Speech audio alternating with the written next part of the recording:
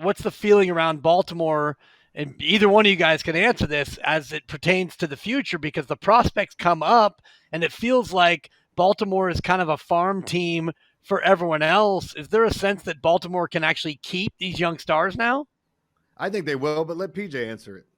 Yeah, I think they will too. What gives me hope is that their general manager, Mike Elias, had the same situation with the Houston Astros. They lost 100 games for a couple of years, got all these young prospects, and we've seen the Astros in 5 straight ALCSs. So hopefully Baltimore has just half that success. A couple ALCSs, win a World Series, get to some.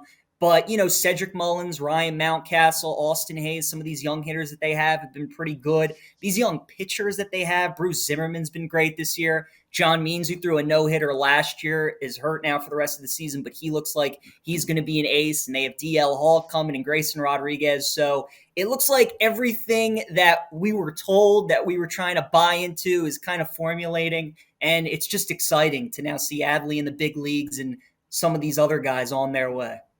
So let me ask you about the NBA matchup today and switch gears a little bit because, I'm a Mavericks fan. Dibbs is a Warriors fan. So tell me the reason the Mavs are going to win today. Make me happy. Make him sad. I am on the Mavs with you, Jeremy. Look, the Warriors, Dibbs, I'm sure will tell you, they were fortunate to win that game too. Dallas came out, guns blazing that first half, couldn't miss a three-pointer.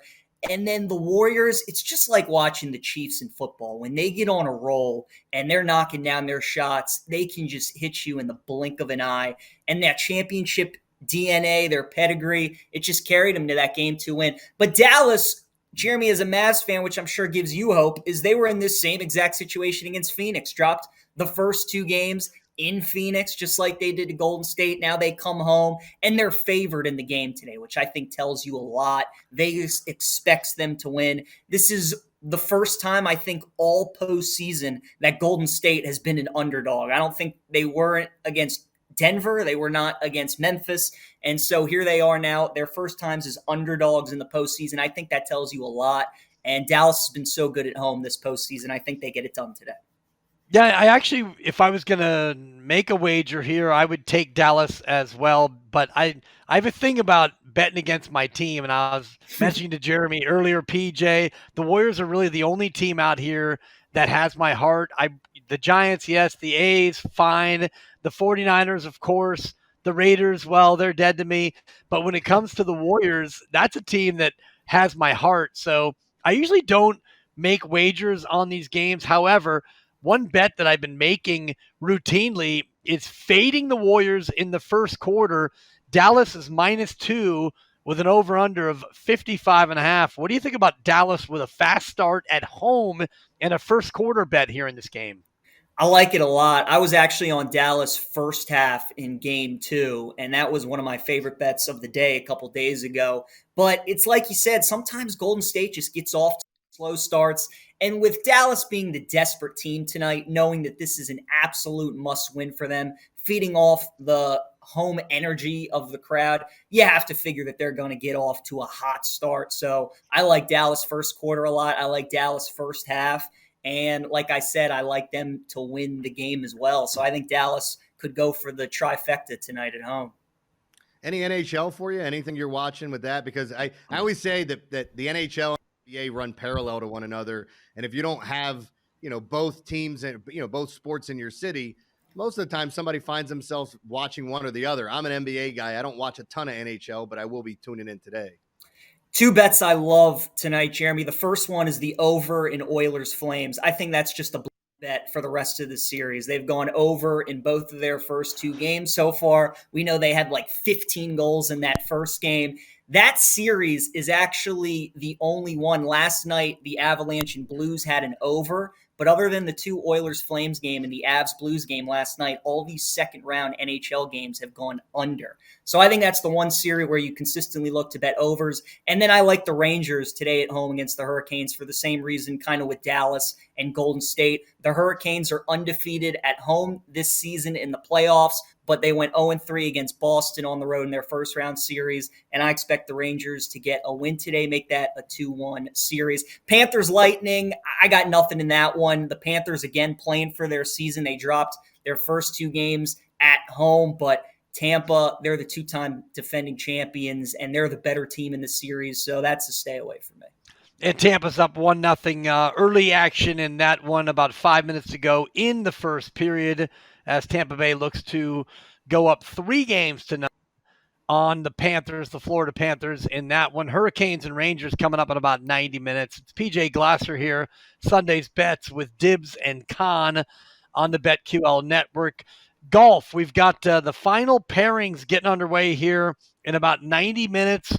What kind of golf wagering do you get into, PJ? Are you a pre-tournament? Do you like the daily fantasy angle? Do you like the head-to-head matchups? Are you a golf bettor?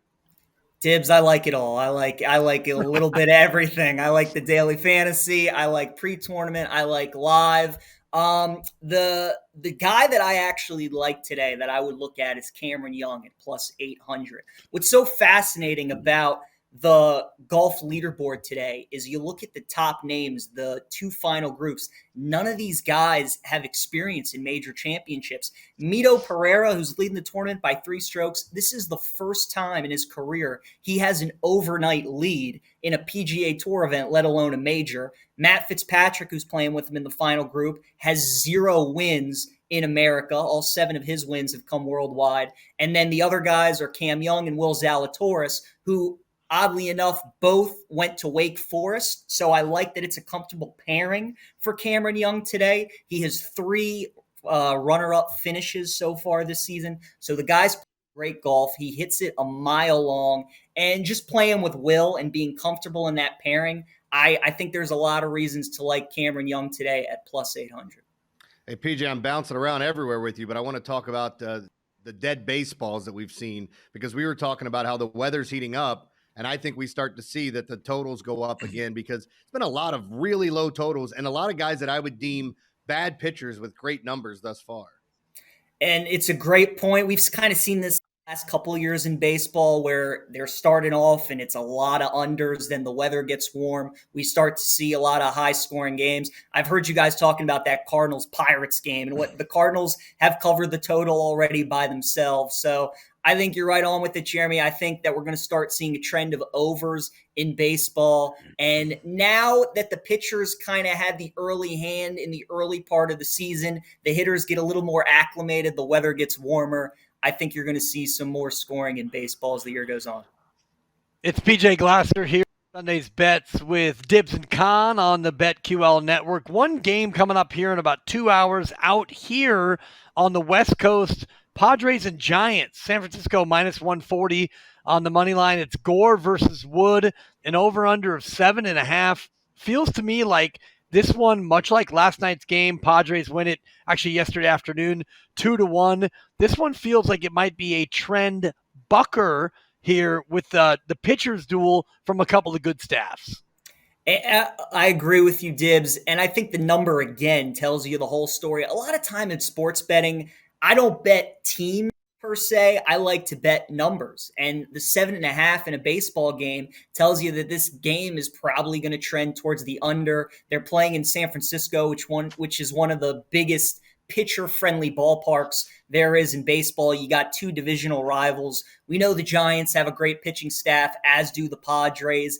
And with the NL West being so loaded and the Dodgers and Padres and Giants likely battling for the division all year, these games are almost of double importance because of how much they mean for the divisional race. So I think the under is a good look today at 7.5, and I would tail you on that for sure.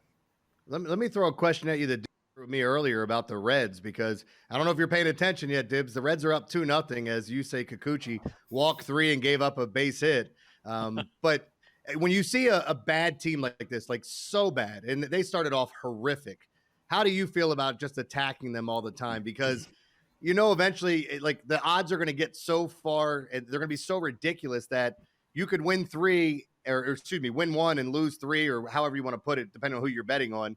And all of a sudden see that you're not actually winning money doing it because they're such heavy underdogs. But today, a 2-1 underdog. Yeah, teams like the Reds, it's so tough, especially in baseball. And now when we start to get towards the dog days, when we inch towards June and we get into July, there's obviously 162 games. The Reds got off to such a horrid start. They're starting to play a little bit better, as you mentioned.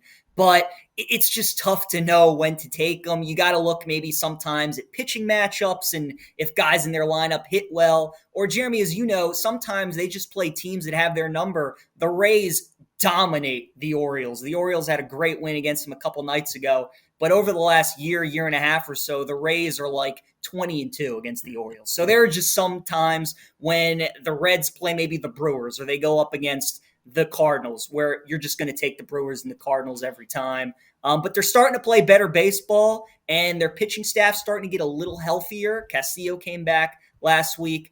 But, the Reds, what they did early on in the season clouds people's judgment now of how they want to bet them.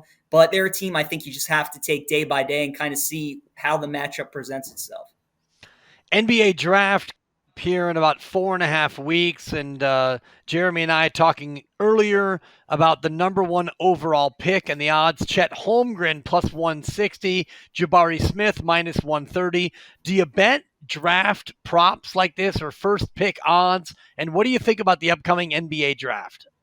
I don't bet NBA draft odds too much. If there's something I like, maybe I'll attack it, but definitely not as much as NFL. What I've been telling everybody is I think this year's NBA draft is a lot like the NFL draft at the top. Chet Holmgren reminds me so much of Trayvon Walker in that he's a pick of potential, right? He went to a great college program at Gonzaga, just like Walker at Georgia, great college coach, won a lot. His film is fantastic, and everybody falls in love with the intangibles and all this potential that he has. To me, when you're picking number one, you have to take the guy who's the safest bet, who has the least amount of bust potential. That's why I would have gone with Aiden Hutchinson in the NFL, and that's why I'm going with Jabari Smith if I have the number one pick in the NBA. The kid is a walking bucket. He wakes up out of bed and he can give you 20. He's such a good shooter. He's great off the dribble. He has the step back, the fadeaway. He can attack the rim. And to me, when you're a team like Orlando and you're looking for a guy that you can build around, you need an elite scorer. And why Chet has all these physical gifts that you love, to me, Jabari is the guy that you can plug in right away and will make an impact for you. And that's why I'd take him number one. PJ Glasser joining us, and we're against it, I'm afraid, Jeremy. That's all the time we have for PJ Glasser, but you got to give him credit. He handles all the topics, hot potatoes, EPL, PGA, NBA, NHL, MLB, NBA draft. Just an absolute jack of all trades here on Sunday's Bets. Thanks for joining us, PJ. Always a pleasure, guys. Thank you.